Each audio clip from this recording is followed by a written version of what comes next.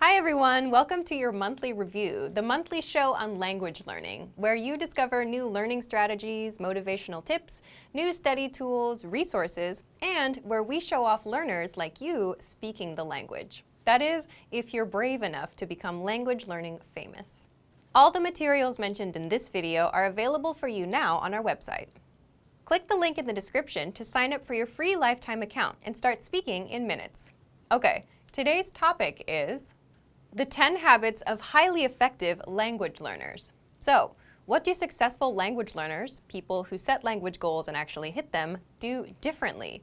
And are you doing any of these things already? Let's get into it. You'll discover 10 powerful habits and how to apply them. I'll give you specific step-by-step examples. You can use these whether you're learning with our program or any other resource, a textbook, an app, or some audio program. But first, here's a quick update on what's going on in Japan right now, November 2018. If you're planning on visiting Japan, November is a pretty sunny and dry month, not much rain. It's also a great time to check out the autumn colors, go for hikes and nature walks. If you're near Tokyo, you can visit Mount Takao, or take a train ride to Kamakura or Nikko. But Kyoto, with all its nature, temples, and shrines, is definitely the place to be. November also has perhaps the cutest event of the year, Shichigo-san. That means 753 in Japanese. It's a festival where parents bring out their kids who have just turned 3, 5, or 7 years old, dressed up in kimonos and suits. This festival celebrates the growth and well-being of young children. And finally, in November, you'll start seeing winter illuminations, or light shows. You'll see colorful LED lights on trees, buildings, and even Tokyo Tower. Some places to check out are Nabana no Sato, Winter Illumination, near Nagoya in Mie Prefecture, Ashikaga Flower Fantasy in Tochigi, Kobe Luminarie in Kobe, which is the oldest illumination event and started in 1995, and in Tokyo, the Tokyo Midtown and Shiodome Kareta illuminations. These give a festive and romantic feel to Japan in the colder months and are popular date spots for couples. Now, let's jump into our main topic, the 10 habits of highly effective language learners. Let's start with the first and most important one. Habit number 1, set small, measurable goals with deadlines. Why small goals? Well, say for example, you set big, vague goals like, I want to be fluent someday. And maybe you buy a textbook, you read the first chapter, then you start wondering if you're getting any better. You start worrying you'll never be fluent, and you give up. If you do this, you need to start setting small, measurable goals. For example, learn 100 words in a month, or speak 1 minute of conversation, or do 30 of our audio lessons in 1 month. Deadline, November 30th. Okay, habit number 2, create a routine, because your routine is what will bring your goals to reality. This goes back to the first habit. Again, if you set a goal like doing 30 lessons in 1 month, you need to do 1 lesson a day and spend 15 minutes studying. Now you have a routine to stick to, 1 lesson a day, 15 minutes. Next, decide when and where you'll do it. Why? So you can make time. Make a mental note that this time is language time. And, this is important, say no to other things. Your language goals and dreams take first priority. Next, habit number 3, don't cram. Instead of cramming or forcing yourself to learn for 1 or 5 hours, start small. Cramming may have worked for you with studying for tests, but language learning is a marathon, not a sprint. So if you do 5 hours now, you'll burn yourself out. You'll hate the learning, and that's not good. That's how you fail at your goals and dreams. But if you can do 5 to 15 minutes a day, every day, learning won't be overwhelming, and you'll be successful in the long run. So, how do you create this habit? If you've set your small, measurable goal and routine, you're good to go. Habit number 4, prepare lines and conversations ahead of time. If you're like most language learners, speaking is your weak point. And a lot of the time, it's because you just don't know what to say. You don't have the words in your head. This is where preparation comes in. So imagine you meet a person for the first time. What do you say to each other? Hello, how are you? What's your name? Where are you from? What are your hobbies? If you prepare these questions and answers ahead of time, you then have things to ask and say. So how do you do this? If you're learning on the website, check out our top 25 questions lessons that teach you questions and answers that we use all the time in conversations. For example, what's your name? Where are you from? How old are you? How was your weekend? Another way to prepare is to make a list of questions or phrases you want to say. Then get the translations for those. The point is, if you prepare lines like, my name is, I am from, this weekend I did this, the kind of lines you use all the time, you'll always have something to say. Habit number 5, get into the habit of producing output.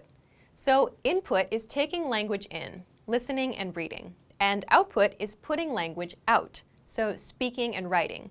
The point here is it's easy to just sit and listen and watch YouTube videos.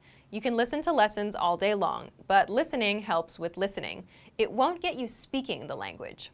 So the easiest ways to produce output are, for speaking, repeat what you hear out loud. That's called shadowing. And for writing, write things out by hand. You can copy out our lesson dialogues or just copy the sentences out of a textbook. Habit number 6, come back and review. And that's because reading something once doesn't mean it'll be in your brain forever. So this is where reviewing comes in. In order to master grammar, words, or phrases, you must go back and review. How do you do this? Spaced repetition flashcards are a great example of this. A lot of language learners use these because with spaced repetition, you get to see words again and again over spaced periods of time, and that improves your memory. Another simple thing you can do is download and save our lessons. Replay them later. Download our dialogue tracks. These give you just the conversation from that lesson, no translations. Make a playlist on your phone and listen as much as possible, just like with songs. Soon, you'll know tons of practical conversations by heart. Next, habit number 7, look for solutions. There's one interesting thing that separates new learners from successful learners. It's how they react when they don't understand something. Because beginners completely rely on the study tools they use, they tend to blame them too. You'll often hear that someone gave up because the textbook was too boring, or it won't help them speak. But if you realize a book won't help you speak, it's not the book's fault, is it? And if you complain that a class doesn't help you speak, but you're not raising your hand at every opportunity either, whose fault is it? So experienced learners look for solutions. Get into the habit of coming up with a solution for your problem. Habit number 8, focus on what you're good at. And you should do this because it's overall motivation. If you're generally better at speaking than writing, then you're more likely to enjoy it, which means you're more likely to continue with it. And that means it's a successful routine. Habit number 9 is don't procrastinate, which is easier said than done. Most of us procrastinate. And a lot of that is a result of overthinking. Let's say you plan on studying today. So you remember, I have to study, I have to study. Now you're ruining it in your head. It becomes something you have to do. It's a hassle now. But if you set a small, measurable goal and have a simple routine, spend 5 minutes, then you know you just need to put in 5 minutes and you're done. So if you want to beat procrastination, make your goals and routines easy. And number 10, remember that learning a language is a marathon, not a sprint. So there's no need to do 5-hour cram sessions and burn yourself out. 5 or 10 minutes is good enough. Remembering this is a good habit to have. If you're having a bad day, if you can't remember some grammar, it's not all over. It's just a minor bump in the road. Another thing that helps is considering the resources you use. Sticking with quick 5-minute lessons that are easy to finish will help keep you in the marathon. Now, speaking of lessons and resources, here are this month's new lessons and resources. First, the Ultimate Guide to Learning and Mastering Language ebook. This is a 52-page ebook that covers the learning tactics I just talked about: setting goals, staying motivated, learning faster. If you're interested in learning strategies, be sure to download it. Next, the Sport and Exercise Conversation Cheat Sheet.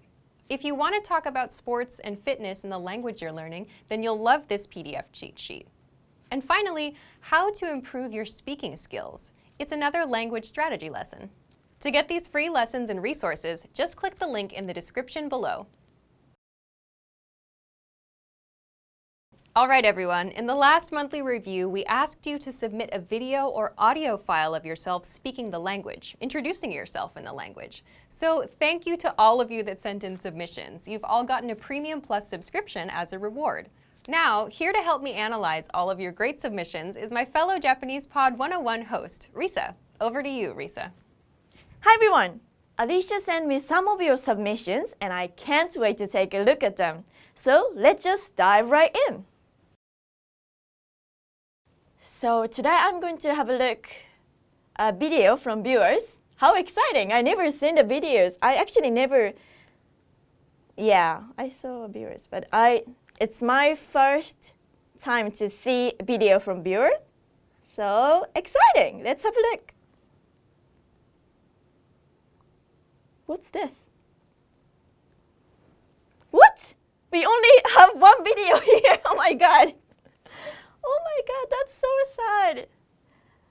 Thank you, Ratni-san, but you're the only one person who participated in the video. Thank you. Where's everybody? Anyway. Okay, let's have a look at the video. Let's press the play button. Start. はじめまして。ラドさん。It's an interesting video editing. I can't really see his face. いいとこを理解するために。はい。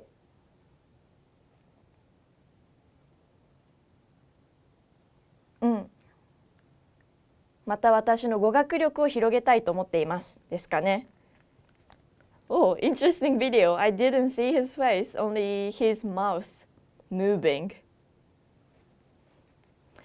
Thank you, Rado-san, anyway. Thank you. You're the only one who sent us a video. Amazing work, everybody. Thank you so much for your submissions. Back to you, Alicia. So, which entry did you like the best? Leave a comment below. Or do you think you can do better? Here's the challenge for you. Yes, everyone watching this. Record a 30-second to 1-minute audio or video clip. Introduce yourself in the language. Share your name, where you're from, and why you're studying this language. And you'll win a 3-month Premium Plus subscription. To submit, click on the link in the description. Sign up for your free lifetime account. Then, fill out the form. Attach the audio or video file, and press submit. We may feature you in next month's episode, so a lot of learners will see you and your progress, and will hopefully get inspired to improve and master the language. To submit a recording, click the link in the description and follow the instructions on the page. So, thank you for watching this episode of Monthly Review. Next time, we'll talk about why your worst days are the best days to study. In the meantime, submit your recording if you're brave. Like and share this video and leave a comment to tell us what language learning tactics you'd like us to talk about. See you next time. Bye!